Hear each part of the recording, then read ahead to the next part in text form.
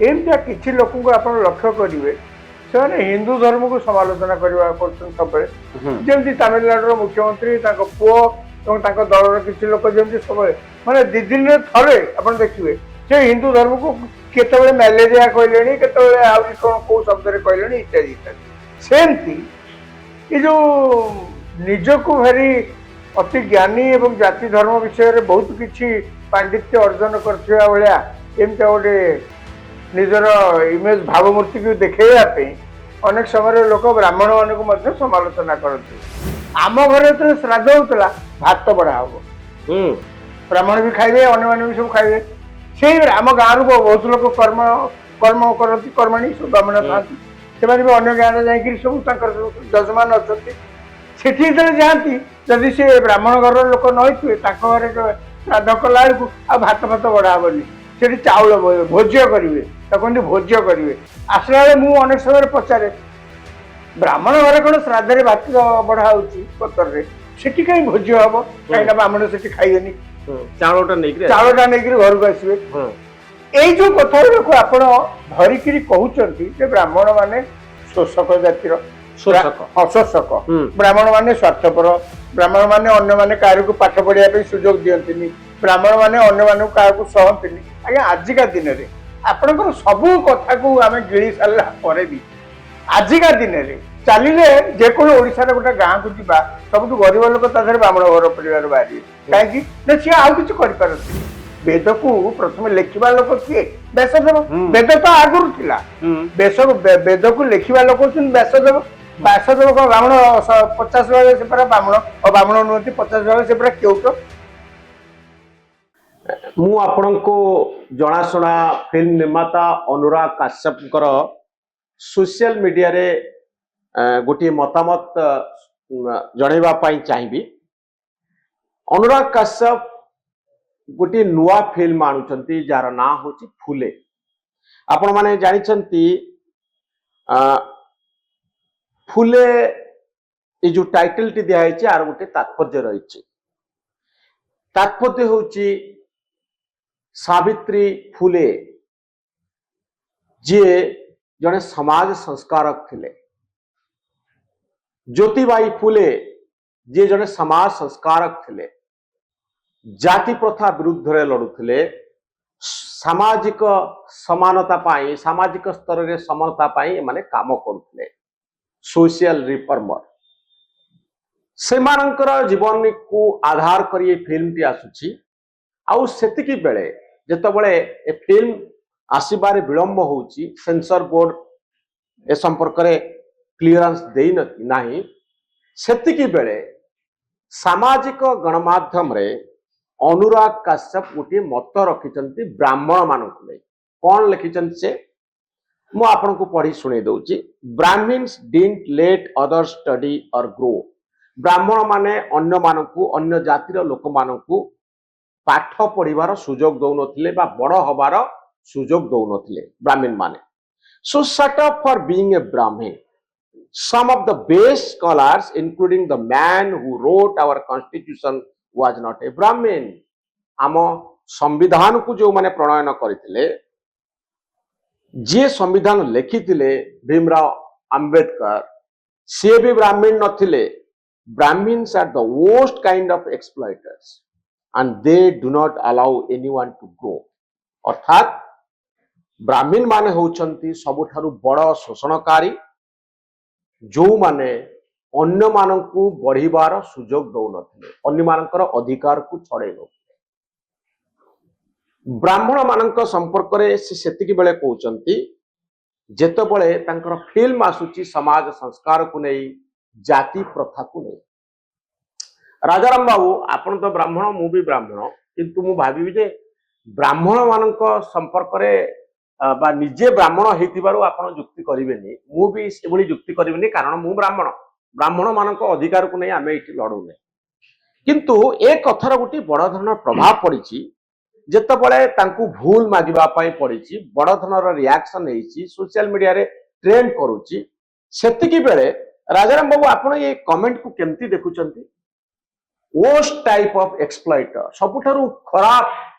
शोषणकारी होचंती एई ब्राह्मण ଆପଣଙ୍କ ପ୍ରଶ୍ନର ଉତ୍ତରକୁ ଯିବା ପୂର୍ବରୁ ମୁଁ ମଧ୍ୟ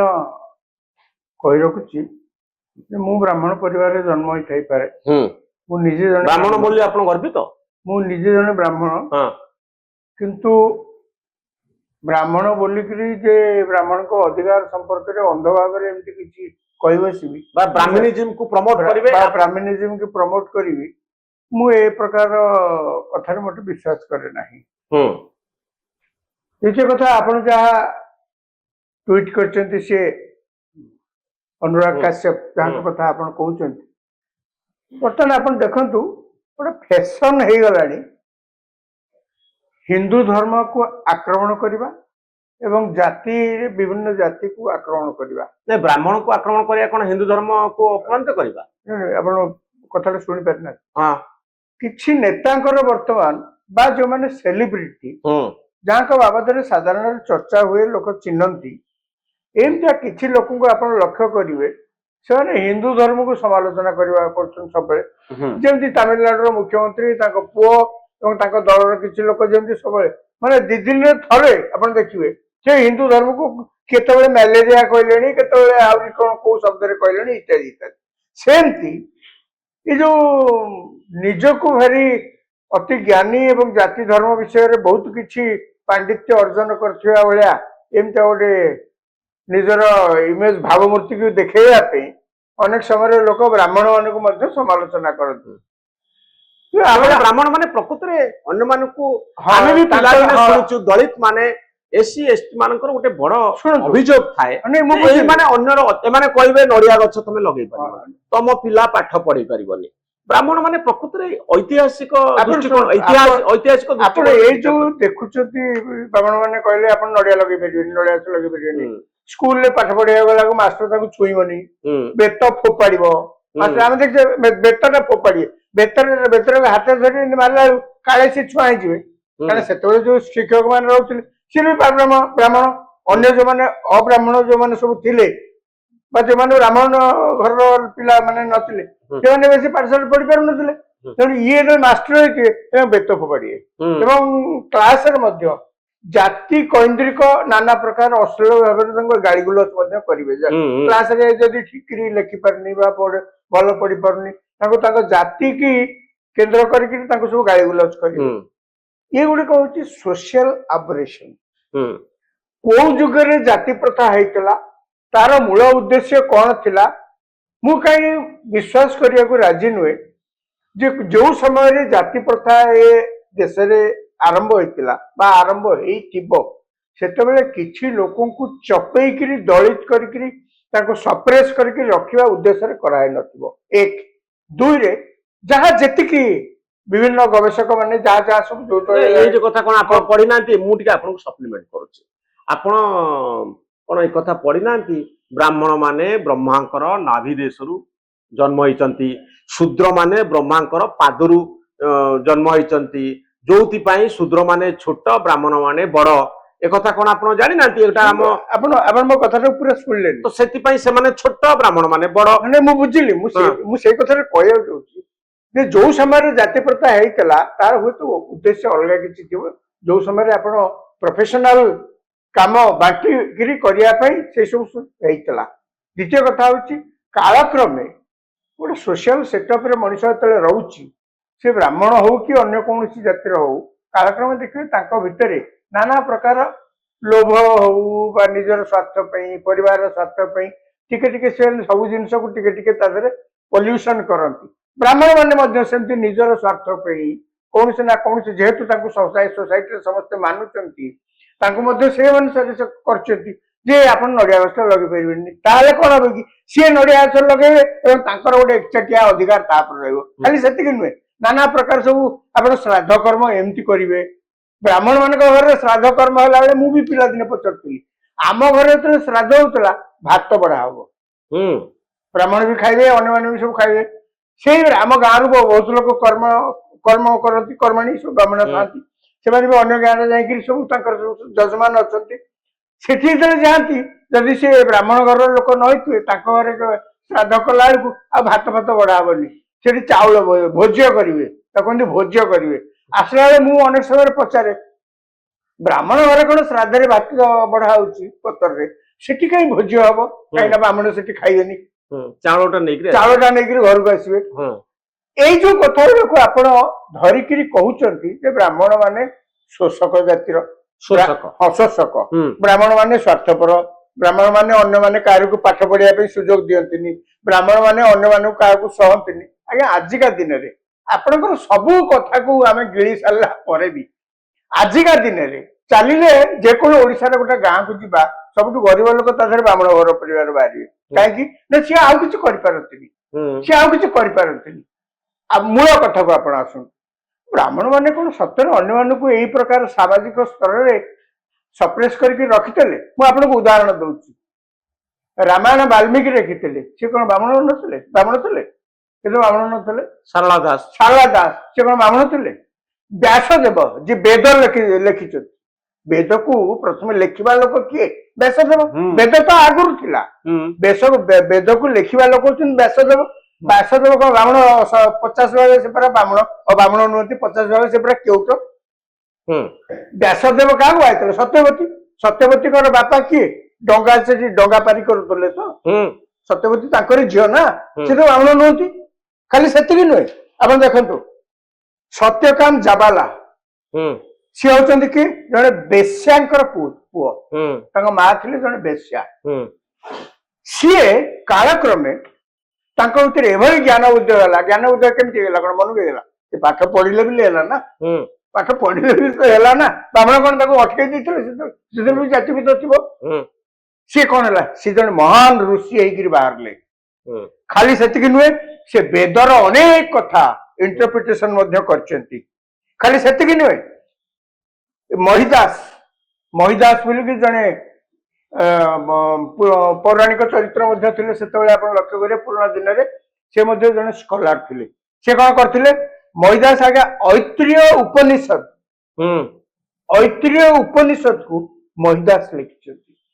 ସେ ବ୍ରାହ୍ମଣ ନଥିଲେ ତ। ଆମ୍ବେଦକର, ସେ ତ ବ୍ରାହ୍ମଣ ନଥିଲେ। ବ୍ୟାସ, ଏ ଯୋଉ ମହାତ୍ମା ଫୁଲେ କଥା ଆପଣ କହୁଛନ୍ତି, ସଂସ୍କାରକ, ସିଏ ତ ଏ ଯୁଗରେ ବ୍ରାହ୍ମଣ ନଥିଲେ। ଆପଣ କୁହନ୍ତୁ, ମୁଁ ଆଙ୍କ ଛାଡି ଦିଅନ୍ତୁ, ଏଇ ଯୋଉମାନଙ୍କର ନାଁ ଆଗରୁ ସବୁ କହିଲି, ଏଇ ଲିଷ୍ଟ ବହୁତ ଲମ୍ବା। ଏଇ ଲିଷ୍ଟ ଏତେ ଲମ୍ବା ଯେ ଆପଣ ତା ଦେହରେ ଦେଖିବେ, ଏଇ ଯୋଉମାନେ ବ୍ରାହ୍ମଣ ନଥିଲେ କିନ୍ତୁ ଏଇ ସମାଜରେ କୋଉଠୁ ନା କୋଉଠୁ ପାଠ ପଢି ଏତେ ବଡ ବଡ ସ୍କଲାର ତ ହେଇଥିଲେ ନା। ଆପଣ ଯଦି ଯୁକ୍ତି କରିବେ ବ୍ରାହ୍ମଣ ମାନେ କାହାରିକି ପାଠ ପଢିବାକୁ ସୁଯୋଗ ଦିଅନ୍ତିନି, ତାଙ୍କୁ କେମିତି ଦେଲେ? ଏଠି ତ ବ୍ରାହ୍ମଣ ଯାଇ ଠେଙ୍ଗା ପକେଇ ଅଟକି ନଥିଲେ। ସବୁ ଏକ୍ସେପସନ ହେଇପାରନ୍ତି, ବ୍ୟତିକ୍ରମ। ମାନେ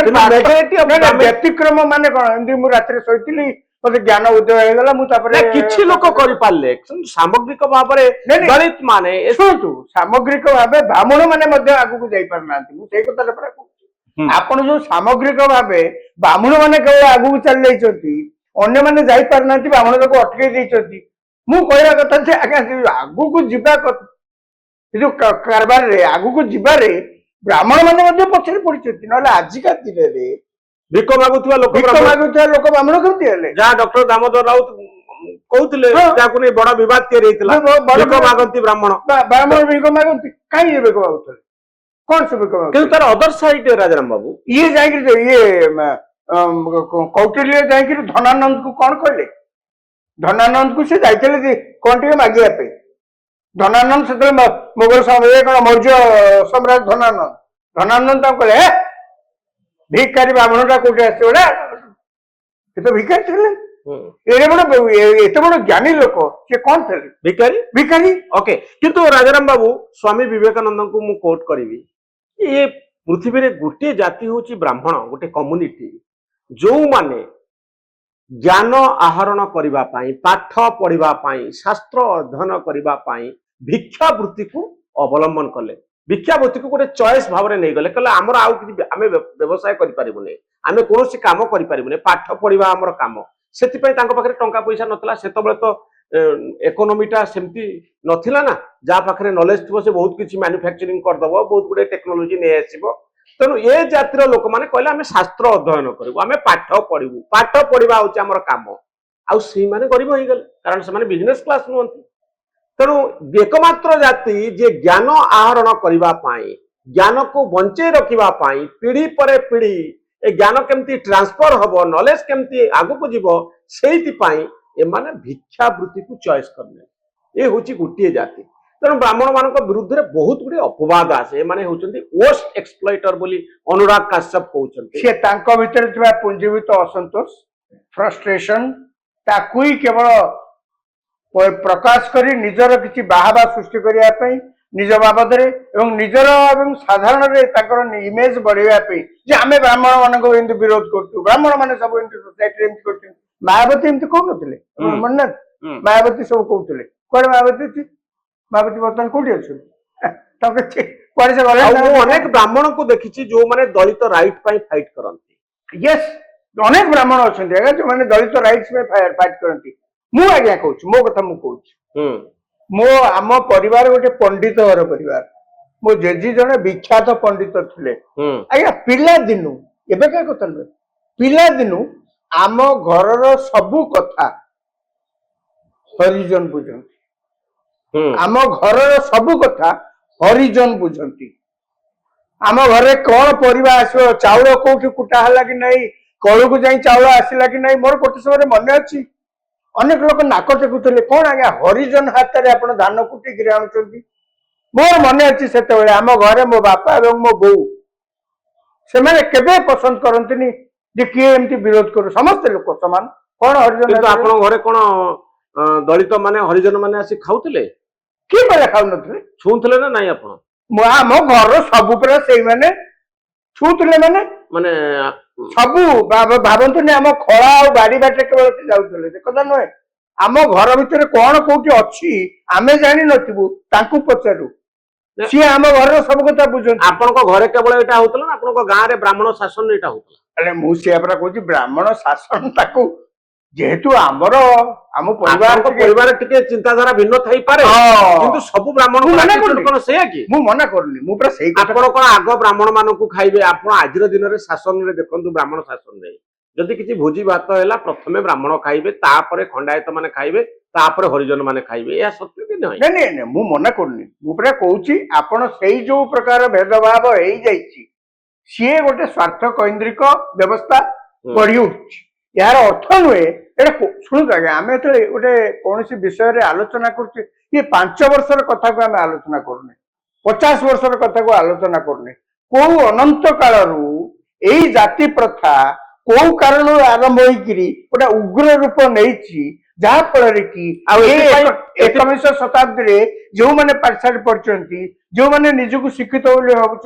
से मैंने कथार प्रश्न उठाऊँ जमी आम घर भी आम प्रश्न उठू कहीं अच्छा कौन ब्राह्मण माने दायी ये जो डिस्क्रिमिनेशन पाए अछुआ भेदभाव पाए ब्राह्मण माने दायी ना आउ किए दायी मु आज्ञा कथाटा को बुझापी आपण प्रश्न उत्तर देवाई मु आउ गोटे संप्रदाय पाक जावाक चाहूँ खाली जो कहते ब्राह्मण माने एमती ये भितर जातिवाद को बेसी प्रश्रय दौरान आपण कभी जाना चेष्टा कर जो मैंने सब रहिले विभिन्न जातिर लोक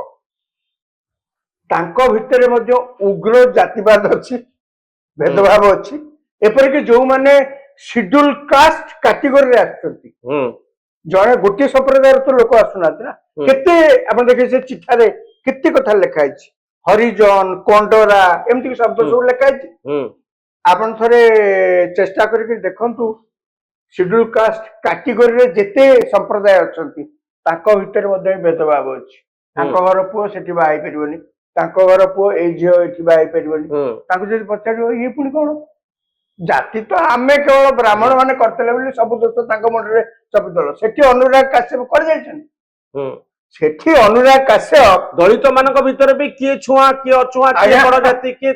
छोट जाति आपण आपण पे जे माछ धरुथिबे आ जे ढोल बजाउथिबे जे भी गाय चमड़ा कलेक्ट करुथिबे आपण देखबे ताको भितर पूरा हजार व्यवहार ट्राइबल्स मानक भितर ट्राइबल्स माने ट्राइबल कैटेगरी रे आपण देखबे जेते प्रकार सब विभिन्न आदिवासी संप्रदाय लोक अछंती किए बड़ किए छोट नहीं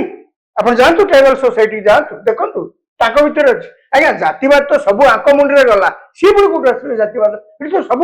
निराकार से तो समस्त को समान एटा एमती नो जे ब्राह्मण वर्सेस अदर्स एकरा नुहे आज्ञा मुझे कहली आपण जातिवाद कथा जिते उठुची ये ब्राह्मण मान को कहीं टार्गेट कर जातिवाद सेठी भी अच्छी।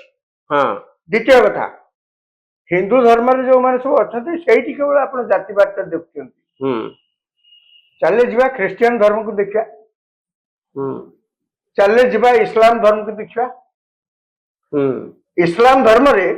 आपण देखते अनेक मुसलमान संप्रदाय लोक अच्छा जहाँ को कि सही मुसलमान संप्रदाय लोक मैंने ये मुसलमान बोली स्वीकार करते विभिन्न प्रकार अहमदिया मैंने तो कहीपरि आप हिंदू कि क्रिश्चियन से तो मुसलमान किंतु एमाने स्वीकार करेंगे जी स्वीकार करनी सोसाइटी रे आक घर पुओ से कौन झील दे बा करेंगे आप कहले आज्ञा कहला कथा जिते ब्राह्मण मान को आप टार्गेट करके आक्रमण कर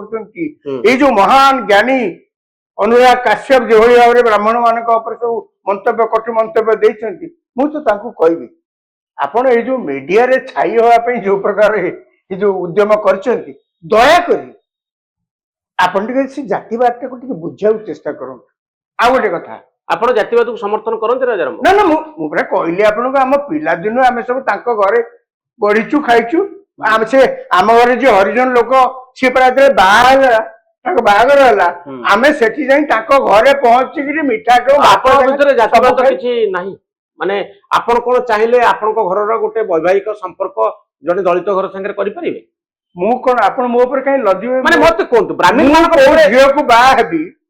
आपण निष्पत्ति मन करंतु मो कथा कहबार कथा होची राजाराम मो कहया कथा होची मन करंतु स्वाभाविक भाव में आपणकर परिवार जड़े व्यक्ति बा मो परिवार जड़े व्यक्ति से आउ गोटे दलित घरे बाहा चाहिला आमे ब्राह्मण माने अलाउ करदबा कि तू जा आराम रे बाहा ब्राह्मण सेमती बाजा बाजिबो रोषणी हबो ब्राह्मण आसीबो बाहागर हबो आमे ताकू सहजरे ग्रहण करि परिबा ये सब परिवार रे हेछि आगा नहीं हेछि माने गोटे जबरदस्ती जणे के कहितो मु से झियो को बाहाबी आपण माने बड़ लोक माने गुरुजन माने बाध्य हबे स्वीकार करिया किंतु स्वाभाविक भाव में ग्रहण करने में हाँ बाहा हो जो स्वाभाविक ब्राह्मण मान को ब्राह्मण बाहा ब्राह्मण जड़े हरिजन को बाहा ये भेदभाव 21st सेंचुरी अच्छी कि ना भेदभाव अच्छी भी तो आलोचना आप भेदभाव न था कैमेरा आगे बस आलोचना कर जो कहते जदि जड़े ब्राह्मण घर पुओ जड़े हरिजन घर झील को बाहा चाहिए निरुपाय हो परिवार लोके हाँ कह आपण या कि स्वेच्छा सी कौन खोजुंट पुओ झील खोज हरिजन लोक भी चलो बोली खोजुना बोली आप जानले खोजुते कहीं खोजुना मुझे जानी मुझे भल भाव जानी अनेक लोक खोज कौन है ब्राह्मण घर जब वर न मिलला भल कि ब्राह्मण घर भल कन्या न मिलला आम जो अन्य कौन जातिर मिलला बाहा करदे कौन हाँ जदि आईएएस पाई तो सब कास्ट हो गला आईपीएस पाई सेंट्रल गवर्नमेंट कौन चाकरी पाई तो 4 खुण माफ सी भल देखिया को नहले भी अन्य कौन सी चाकरी करते घरे बाहर नहीं तो दांतटा टी बाहरी जाइए बाग होनी सी आईएएस चाकरी कि आईपीएस चाकरी पाई कला कचकट हो जाइए कौन से रंग भर कौन अच्छे सी तो आईएएस ना आपण ताको आउ एंथ्रोपोलॉजिकल पॉइंट ऑफ व्यू रु बा सोशियोलॉजिकल पॉइंट ऑफ व्यू बड़ कथा एठी होची ऑल सेड एंड डन जे जदि आपनकर अर्थनीति दृष्टिकोण रु आपनकर बड़ अभिवृद्धि घटिला आपण जदि गोटे बड़ इंडस्ट्रियलिस्ट हे गले आपण जदि सिविल सर्वेंट बनी गले आपण भलो चाकरी करी गले सामाजिक स्तर रे आपनकर मर्यादा बढ़ी जाउची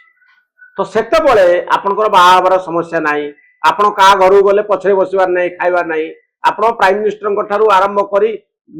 देशर राज्यर बड़ बड़ लोकों सांगे गोटे टेबुल बसी खाई पारे से कई आपन को जाति पचारे ना किंतु जेपर्यंत दारिद्र्य अच्छी जेपर्यंत अभाव अच्छी अनटन अच्छी से पर्यंत जातिटा मत लगे बेसी आमको माड़ी बसे जाति कथाटा से कहू जिते अर्थनीतिर अभिवृद्धि न होता है तार प्रमाणटा आम परिवार आरंभ कली आम परिवार स्वच्छल परिवार आम परिवार शिक्षित परिवार आम पंडित घर से खंडमंडल समस्ते जानते पंडित घर आमर गोटे सेठिकार गोटे कह गले गोटे सम्मान्य परिवार से आम घर ଆବଶ୍ୟକତା को चाहिए आमर जन हरिजन लोक आम घर धान नहीं कड़े कुटेक चाउल जो आणुची अन्य केवल देखिकी नाक टेकुं आउ जदि से कमटा को गरीब घर रही कि किसी कर आम घर डाकिले कौन खाया आसुना किंतु से कमटी जब गोटे गरीब घर लोक करता जाऊँगी बाबरे नहीं गलु 2 गणी धान आठ कुड़े नहीं आसो दे दू ताकू जदि किए ब्राह्मण घर अन्न मैंने किए देखता तुम घरे से हरिजन चाउल कुटेक आनी तुम घरे आम पतर पकेबू नाही माने सी तो सी पूरा गाँ लोक समस्त डाक गोटे मेली करदे गोटे ओल्टेक कहूँ कौन ब्राह्मण घर लोक जदि हरिजन घरे काम करे गाँव रे ताकू बहुत बहुत प्रकार तिरस्कार शिकार किंतु जदि भुवनेश्वर कौन आईएएस ऑफिसर जे दलित तांको पाखरे जदि गोटे ब्राह्मण पियन भाव काम करे केही कहबे नहीं जे से गोटे भूल काम करूची आपण एते बाटू कहीं जाउछन आपण एबे भी जानतु भुवनेश्वर ठौ कटक ठौ जो जा जिबे अनेक लोक सेलून करछन आउरी अनेक सब काम करछन ब्राह्मण घर लोक किंतु सेलून करछन आपण जदि सामाजिक दृष्टिकोण रु बा जाति दृष्टिकोण देखिबे तांको पचारिबे अरे बाबू ब्राह्मण लोक तू सेलून कर सेलून कौन करछु शुण आज्ञा ये से जुग गलानी मुझा कहली ये जाति प्रथा गोटे समय भारी उग्र रूप लेता हाँ आस्ते आस्ते शिक्षार प्रसार होची आस्ते आस्ते दारिद्र्य कमुची दारिद्र्य कमुची लोकंकर एनलाइटमेंट से अनुसार मध्ये बढ़ुची लोक माने मध्ये धीरे धीरे अनुभव करने को आरंभ करुचंती जे जो मनुष्य को सृष्टि करचंती से जो मनुष्य को भगवान सृष्टि करचंती से एका मनुष्य को एठी सृष्टि करचंती भगवान सृष्टि कला बेले आंकु ब्राह्मण तांकु हरिजन ए स्टाम्प लगेकी पठे ना ए स्टाम्प आमे केवल तैयारी करछे आम स्वार्थ पे हाँ मु आपन सहित एकमत जे कास्ट आइडेंटिटी जाति होउची मोर परिचय जाति होउची मोर गर्व ए कथा सेतिकी बेले अप्रासंगिक हो जाए जेतबेले मनुष्यर सामाजिक स्तर रे अर्थनैतिक स्तर रे अभिवृद्धि घटे जड़े जदि आईएएस बनी जाती जड़े जदि बड़ इंडस्ट्रियलिस्ट बनी जाती भल बिजनेसमैन बनी जाती तांकु सामाजिक स्वीकृति मिले आतबे कई पचारती ना तांको जाति कौन सेतबे बाहागर करने ब्राह्मण भी पलि आसती करण भी पलि आसती तार कारण होची जे जाति आमको सब मन पकई देबे तू कौ जातिर सेतिकी बेले जेतबे आमर सामाजिक स्तर रे आमे उपरकू उठी न था आजिकली बहु प्रकार बाट बाहरलाणी निजकू जाति ठारू ऊर्ध्व को नबा पाई आपण जदि निजकू सेही भली ढंगरे गढ़िबे बा सामाजिक सुजोग सेतिकी मिलिबो ताले जाति प्रथा आस्ते आस्ते बंद हो किंतु राजनैतिक दृष्टिकोण रु आमे जाति शब्द को नहीं बहु प्रकार राजनीति करूचे जाति राजनीति करछन्ती जे से सेइतरे बंचिया को चाहती जाति गणना कथा कहि कि हमर कास्ट आइडेंटिटी बा को जातिर आमे बोली पुन थरे हमको मन पके दिया जाउची मु एई जाति कथा को नेकरी गोटे बड़ धरणर राजनीति चलिबो जाति शब्द को नेकरी आमे कहबु जे मु ब्राह्मण से क्षत्रिय से शूद्र या हमर परिचय हबो अंतत मते लागे या कोठी ना कोठी या गोटे भल सोसाइटी पाई गोटे उन्नत समृद्ध सामाजिक व्यवस्था पाई या शुभंकर नुहे जाति प्रथा जेते हटिबो सेते भल एवं तार उत्तर होउची इकोनॉमिक डेवलपमेंट अर्थनीतिर सुजोग जदि दलित मानक पाखरे पहुंचबो जे दलित माने आउ दलित ही रहिबे नै से माने समाजर ऊपर स्तर रे रहिबे बहुत धन्यवाद राजाराम बाबू जाति संपर्क रे आपनकर भाषण मु आशा करी ब्राह्मण हेले मध्य आपण जो कथाटी कहले निज जाति को लेकर आम एत गर्व करवा उचित नुहे आम श्रेष्ठ बोली आम जाति श्रेष्ठ ब्राह्मण ए अहंकार ए गर्व का भितर न रहिले भल किंतु एथि सहित ब्राह्मण मान अपमानित करवा ब्राह्मण मान कहवा जे एमाने सब हेले बड़ बड़ शोषक ए कथा को ग्रहण करा उचित नुहे शोषक निंदा करा उचित भयंकर चरित्र सबु ब्राह्मण माने केबे शोषक नुहंती सबु दलित माने केबे हेले आमे कहि परिबाने जे से माने को नीचा दृष्टि रे आमे देखि परिबा नाही आमे 21st सेंचुरी रे 21वीं शताब्दी रे समानतार आखिरे दुनिया को देखिबा अंबेडकर जेतबेले संविधान तैयारी कले केही केबे पचारुची जे ताकर जाति कोन थिला से कोहू जातिर जड़े भारत वर्षर नागरिक एते बड़ संविधान तैयारी करि पारले आज एते दिन परे प्रधानमंत्री नरेंद्र मोदी ठारू आरंभ करी सारा देश तांको मुंड तले पाद तले मुंड लुहाउछि कारण तांकर ज्ञान तांकर जो प्रकार काम तांको पाई कि सारा देश मुंड नुआउछि ये प्रमाण करुछि जे जातिर ऊर्ध्वरे रहुछि मनुष्यर ज्ञान जातिर ऊर्ध्वरे रहुछि मनुष्यर परिचय। बहुत धन्यवाद राजाराम बाबू आपनकर ए मतामत पाए बहुत धन्यवाद।